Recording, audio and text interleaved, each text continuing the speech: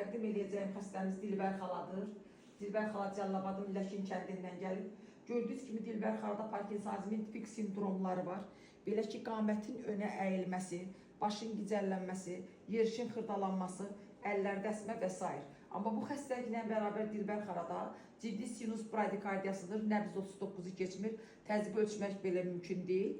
Eyni zamanda blokada da var. Biz bugün Dilbər xalanı hər tərəfli müayinə etmək şərti ilə müalicəyə alacağıq. Zəhmət olmasa yeriyin. Görək necə yerirsiniz. Baxın, yeriş xırdalanır. Görürsünüzmü? Bax belə. Biz Dilbər xalanı bu vəziyyətdən Allah qoysa qurtaracağıq.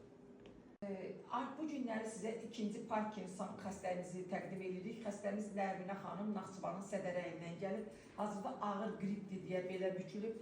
Gördüyünüz kimi bax belə bir hal yaranıb. Bir neçə vaxtdır belə çayı belə özünə içə bilmir. Asosiallıq var. Xəstədə cəmaət içinə çıxmağı xoşlamır. Həddən artıq əsəbidir, yuxusuzdur və xəstəlik ayağına da keçib. Zəhmət olmasa keçin, ayağın necə sürdüyünə baxın.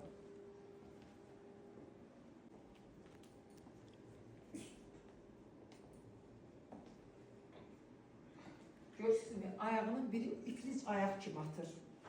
Biz xəstəmizdə müalicə başlayacağıq. Allah qoysa müalicənin sonucunu sizinlə paylaşacağıq.